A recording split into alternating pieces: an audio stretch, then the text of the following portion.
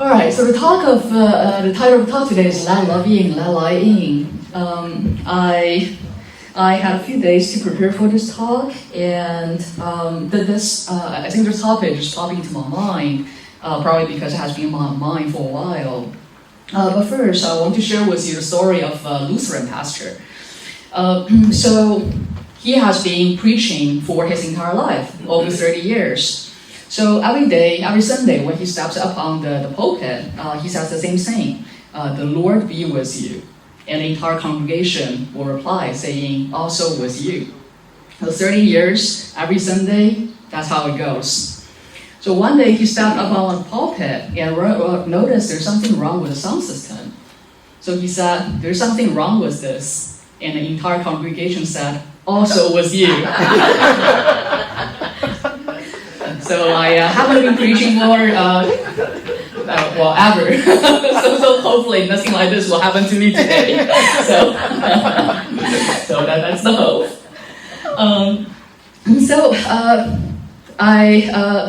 Interesting timing. This is actually almost nearly exactly my 2-year anniversary since I joined Unity Merced. Thank you. Yeah, I think my first service was either the last week of October or first week of November. So this is almost on time. And I think I lived my entire life. I did always have identified as an atheist, which is not uncommon for someone in the field of science and engineering. But also I've always felt connections to something bigger.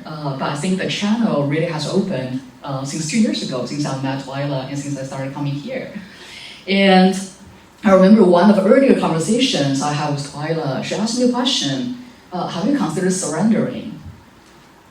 That's a foreign concept to someone who does science, because it's all about control, right? You gotta control the experimental conditioning, you gotta make it as accurate as possible. So it took me a while.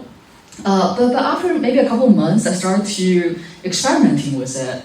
So we often talk about in Unity or New Thought, affirmative prayer, and the traditional, I think it's called beseeching prayer. So I don't know what kind of prayer I'm using. I just call it surrender prayer, because I'm not asking for a particular outcome. I'm just telling the universe that I'm lost. I need some help. So show me the way. That's what I ask for. And I open myself up. I try to listen, as Shara has sung. Nothing came to me. But at some point, I started to get images, and I call them visions or subconscious speaking to me. And I recorded everything in this vision journal. And so the first entry was March the 2nd, 2024. So about 4 months or so after I started coming here. So the vision I want to share with you today is the entry from April 19th, 2024. And that has been coming back to me recently, and the timing just felt right. And it's one of those, here we go. So it's one of those moments, I think a moment of distress. I don't really remember what it was about, but I'm just saying, I asked for guidance. And what I saw was a tree, a really big sprawling tree.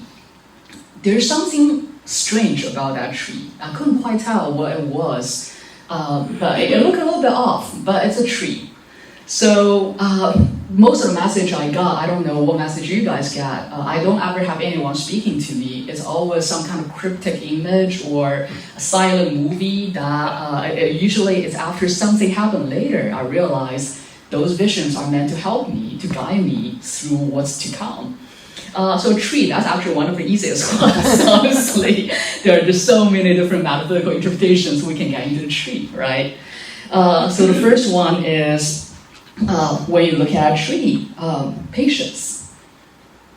And for someone perhaps still in the first half of their life, patience can be difficult.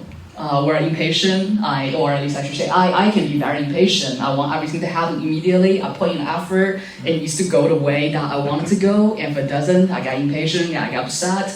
and 2 days later things work out. I'm like, oh, never mind. So it's something I really had to learn, and I don't know whether you guys have the same experience. So that's the first message that I decoded from this vision. And this is a quote from a Sufism quote I really liked, and I printed it out. And in Unity, we gather wisdom from all sorts of Asian wisdom, right? So Sufism is one of them. So I printed this out and put on my wall. And it reads, patience does not mean to passively endure. It means to be far-sighted enough to trust the end result of a process. What does patience mean?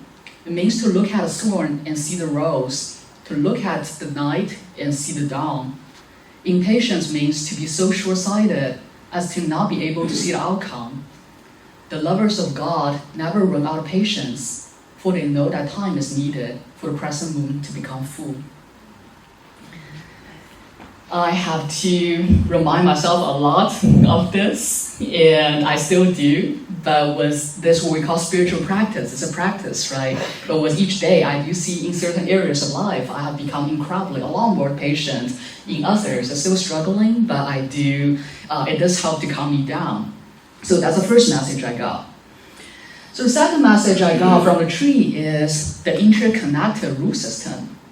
And we all know that when the tree, on the surface, they look like independent trees. But when you go down to root systems, the root systems are interconnected. They communicate with each other. They share messages. They share nutrients. They, in a way, take care of each other without being obviously taking care of each other. So that's another message that has been very important to me because I grew up in an environment where I felt suffocated, almost imprisoned. So I think the result of that is I made myself ultra independent. If you are not linked with anyone, then you cannot be hurt. You cannot be imprisoned again, right? So it's something that I really have to learn, and I think many of you have heard Twilight talking about codependence, and I still grapple with the concept, but my understanding is it's too close together. And so interdependence, somewhere in between. And that's, we are human beings, we're wired for connection, so we all need someone, we all need help from time to time. So it's a message I really had to learn, and something I think helped me greatly since I joined this community is that not just being a part of a loving, compassionate community, but have so many of you modeling for me what it means to be interdependent. That has been, I think, the modeling is more powerful than any message can convey. So to that, I think this is also a 2-year anniversary for me to show my gratitude to all of you. And one thing that Charlotte would know this. So the character, the Chinese written language is ideographic, meaning the characters convey meaning of the word. So this is a character for human beings in Chinese. And what this is literally two individuals leaning on each other. So that's the definition of a human. And I think this is just beautifully convey what a human experience is about, right? We are spiritual beings having human experience, but it is a human experience, meaning we all need someone, we all have moments of need, and it's okay to lean on each other. We're not bonding together, but it's okay to lean on each other. So that's a very important message I learned, I'm still learning. And the third message is the root systems, they go deep. When there's no water, no nutrients available, the root can grow really, really deep down into earth. And there's great abundance. There's great abundance of water, nutrients, the infinite substance of the universe that's available. And so it's this abundance mindset that I realized I really had to learn. And again, growing up, I think in a very conditional love environment where every goodness I receive, it comes with a string. I have to repay somehow, or only if I get good grades, if I'm the person my family want me to see, then I will get a little bit of love. Otherwise, it's just completely gone. So it's very easy to have this scarcity mindset, and I think it manifests in all our lives in different areas, right? Sometimes we have abundance mindset, for example, with wealth, but scarcity mindset was love. Or abundance mindset was learning, and scarcity mindset was spirituality. So it's all different areas shows up in different ways. So this is another message that very important that I had to learn. And so this vision, very simple vision, has guided me through the past 1.5 years. But recently something happened, and during another of those, that's called surrendering prayer sessions, I asked for guidance again, and I got exactly the same vision. I saw this tree again, but this time I'm a little bit closer, and I'm able to see what's strange about this tree.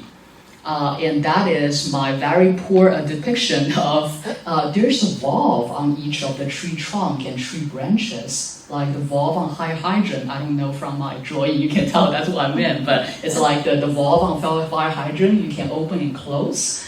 And it's a lot more elegant in my vision than this. But essentially, there's, it's on the tree trunk and on every single branch. And for this one, I immediately got a message. And that is because I remembered I need to open valves to let love and light and abundance flow in. So in Unity, we always talk about we're co-creators with God, right? We're co-creators. And we always talk about abundance. There's abundance of love and light and everything that's waiting for us to claim. But since we're co-creators, that means there's also a job for us. We have to do something. If we want to receive, we have to open those valves in order for everything to flow through. So that's the message I got, is that I need to learn to open. And this probably I would consider more cryptic than the tree itself, the message. But I got it immediately because I had a decoder from a painting I saw probably 15 years ago at St. Paul's Cathedral in London. And again, I was still atheist. I went there as a tourist. I wanted to see pretty stained windows of the old cathedral, not because I want to see religious paintings. But this one particular one called The Light of the World, it really captivated me. It's a painting of Jesus knocking on the door, and at the bottom of the painting, which I cut off the encryption, but what says, "Behold, I am standing at the door knocking. If you hear my voice and open the door, I will come into you and eat with you, and you with me." Revelation 3:20. So you see, this is and what really captivated me was this image, is that if you look at the door, there are no door handles from the outside. Jesus is just knocking. We just there knocking. But a person from inside the door have to be one to open the door to let him in. So you see, this is my decoder, and I remember standing in front of this painting for I don't know how long, felt like hours, which probably wasn't that long. And that's when I didn't know Jesus beyond his name and his, all the tales about him in common culture. But I just felt such a connection. And so when I had this vision about a tree with all those valves, it just immediately clicked. This is the decoder to my vision, is that I need to open the door. I need to open all those valves to let Jesus, let God, let universe, let love and light, everything to come inside. So, I figured this out. I live happy after end of story, right? That's how a movie's going to end, but no, not in real life. So the question really is, why is it so difficult? I think we all know there are times where I think often it's easier to look at other people than looking within ourselves. But you would say, this person, he or she just need to do that. And it's so easy, just accept help. And everything's gonna be fine. I know exactly how to help this person. Why would that person push me away? I think we all do that in different areas of life, or I definitely do that in many areas of my life. So why is it so difficult to open? Well, imagine if it's Jesus or a saint-like person who's knocking on the door with nothing but goodness, nothing but compassion, love, and light that's trying to bring it in. But this person, before the saint knock on the door, the 10 previous person who knock on the door all look nice, smiling, which are what people look like when they're knocking. But when you open the door, They come inside, they damage your house, they steal from you, they you treat them nicely, and they destroy you, and they leave you in shambles, and they leave. So probably doesn't even take 10 times. If there are 3 people who knock on your door like that and did this to you, the next person who come in, who looks almost like a saint, who looks nice, who's offering nothing but goodness, but would you really trust this person? Or would you wonder, is this person just another bad guy in disguise? So just opening the valves, open the door, it's not as easy as it sounds, right? And this is, I think we all, I almost like, let me see, what is the next slide?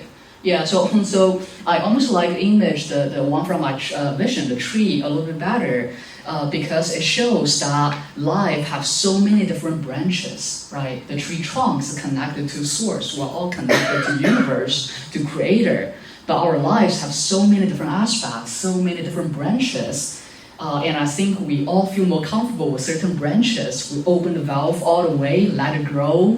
The areas we're confident in, we feel comfortable in. The areas that we have support in. And for other branches, perhaps previously, when we open the door or open the valve, poison water comes through, or you open a door, a robber comes in, and so we close those valves shut. So you can imagine instead of this beautiful sprouting tree, we have an asymmetrical tree with a few big branches, and other branches are withered. And so this is, and I think there are just so many examples. In the business of education, so I always start with the example in education. So imagine a child, a student, if every time that person asks a question and gets shut down saying, oh, what a dumb question, you don't even know this, I told you 3 times already. Well, that kid's not going to ask question anymore, right, pretty quickly. And I think it's the same experience with pretty much any sort of education. And that's something I often have to remind myself. It's not about the student is not reacting to me necessarily, it's reacting to the past experience. And same with relationships. If we have been hurt over and over again, at some point, we're just going to see danger everywhere. And even when it's unconditional, pure love, it's very difficult to open ourselves up to receive it, because in our mind, we just never know whether it's another bad person in disguise, so it's actually real. And same with politics, right? So many people are just completely disengaged with politics nowadays. And many of them used to be engaged, but it's just so much dysfunction. People don't see the purpose anymore, so why bother? And if someone comes over saying, yes, why bother? And we're going to destroy the system and build something different. Well, it sounds like a very good message. And same with religion, spirituality. There are some people who probably will enjoy a Unity message, but just completely close the door because they just lost faith with the toxic message perhaps they have received as a child, right? So we all have those experiences in various areas of life, or at least we see this in other people. So the reason we understand we need to open the door and open the valve, but we don't do that because it's really a lack of sense of safety. We don't feel safe because of our past experiences. So we keep them shut. We know we're shedding our light as well as danger, but sometimes protecting ourselves feels better than risking it, right? So far I talked about, and this is why healing is important. I think shutting the door is how we develop a defense mechanism. We protect ourselves. But healing process is to understand what happened in the past so that we know we can distinguish what is real danger and what is real love and light. And we know how to ask questions. We know how to figure out whether someone's playing a trick on us. So that's the purpose of healing to me. So far I talked about a person in the door, but what about on the other side? And what if for the person who's knocking? So this image is Jesus Christ, but in New Thought, we interpret everything metaphorically or metaphysically, right? So it doesn't have to be Jesus or God that's knocking. It can be a friend who wants to help, or an opportunity even that's knocking. But we're too scared. It's dangerous to open the door to let opportunity in, let abundance in, let love and light in.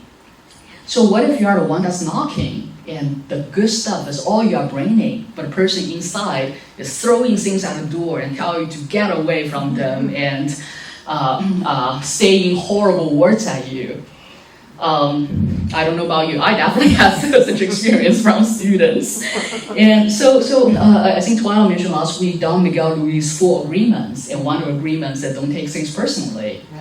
Again, so easy to say, not always easy to do, right? Especially with the ones we care about, the ones we love. When all we are offering is compassion and love, and they are treating us so badly, it really hurts. It's not easy to take things personally, not taking things personally.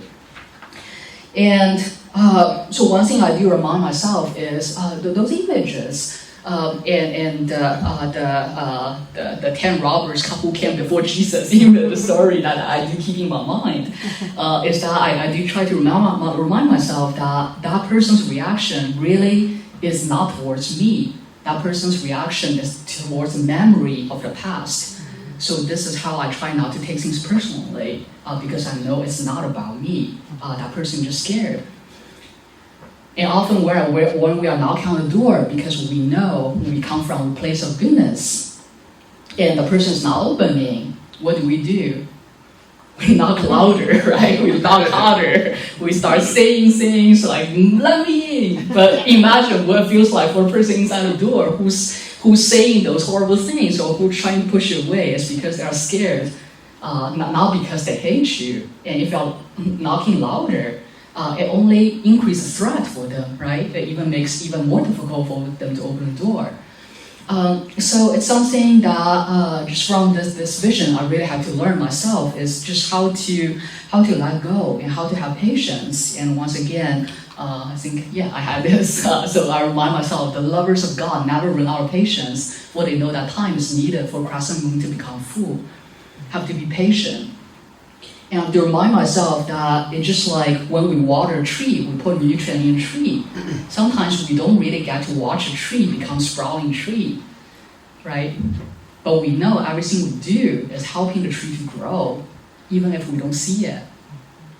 So if we're the one who's knocking and the person doesn't open the door and never opens the door for us, I would say let that be okay too, because everything we do is contributing to the growth. And if you believe in reincarnation, like I do, I think sometimes maybe this life is about healing, and the growth actually happens in the next life. So whatever you feel comfortable believing, I think that the metaphor of a tree, I think applies to all of them. And so how about, the last point I want to make is, how about you just decide you never want to open the door again. And I think that's okay too, and for a reason I just stated. But I do want to encourage everyone to consider that. One is because the reason I had all of these visions, and you can see this has been, the entire notebook has been almost full, and probably is going to get on volume 2 pretty soon. And because I opened myself up, and I don't think I'm special or in any way. I think I just saw the power of opening the valve, opening the door, that I've been given so many messages that has been guiding me over the past 2.5 years. And I would say with certainty, it's probably 2 of the most transformative years I've had in my life. So I've seen the power of opening the door. And second is, we in Unity will always talk about giving, right? Sending our love and light to the universe. But we have to fill our tanks first. Otherwise, we're just giving from depletion. We're not giving from fullness. And I love quoting Maya Angelou, and one thing she always quote, an African proverb is called, "Be careful when a naked person offers you a shirt." So if you are not filling your own tank from love and light, you are not letting it in. We're just pretending we're spreading our love and light, right? We're the naked person giving out shirts. So that's an image I'm loving online. So last one is, it's really, the reason I think I felt touched to give this talk is recently I had a bit of, I worked really hard for the past 2 decades and crazy hours, extremely high achieving, I got tenure, and then I crashed. Just whether you call burnout or leading to midlife crisis, whatever you call it. And I shut the door because I didn't know how to deal with the situation. And logically, I know there are 10 different things I can do. But I just shut the door. My nervous system just shut down because I'm just overloaded. I'm just scared because my upbringing is either you're high performing, you are nothing. So when I stopped being high performing, I felt like I'm nothing. So I shut the door out of fear. And a really good friend and mentor of mine stepped in, and he just, was asking. He became my filter. He talked to administrators for me. He talked to other people on campus and trying to figure out a path for me. So when I don't have the strength to do things myself, when I was too scared to open the door and to open the valve in fear of what's coming up, all the solutions are actually poison waters, he became the water filter for me. Filter out, and therefore I felt safe, and I was able to engage again, and I didn't throw away my career, and I'm still navigating the situation, but this is what the last thing I want to say and invite you to do, is to be the filter. So I want to go back to this again, is that as human beings, there is a level of interdependence. We need to lean on each other sometimes, and it's not always easy for people to ask for help, but if you can be the filter, you don't have to pry open the door if people don't want to knock, but we can all be the filter for someone else, and so that other people can feel safe to the point where they will feel comfortable to open the door. So I want to end with a poem by Rumi. I think it's relevant, and let's see. So it's called Wake Up. It says, wake up, this night is gone, wake up. Abandon, even your dear self, abandon. Don't listen to trickery, don't listen to the witches, don't wash blood with blood. First turn yourself upside down, empty yourself like a cup of wine, then fill to the brim with the essence. A voice is descending from the heavens, a healer is coming. If you desire healing, let yourself fall ill. I think we're all ill in a certain sense, not necessarily physically or mentally, but in a metaphysical sense, that we have areas that could be healed further. So this is how I'm defining it. So this is what I hope to invite you to do this week, is that to look within, to see what are some of the valves that we might want to consider to open. To when we are knocking on other people's doors, be patient, be consistent, be forgiving, and when the situation calls, be the filter, be the water filter for others, so that they can feel safe enough to open the door and open the valves themselves. And so it is.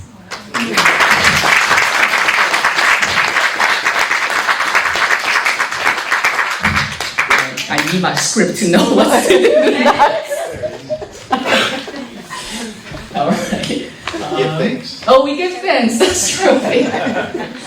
So we give thanks, and we take our love offerings in our hands and in our hearts, and let's affirm together. As I experience the awakening of divine consciousness, I offer this gift in celebration and thanksgiving.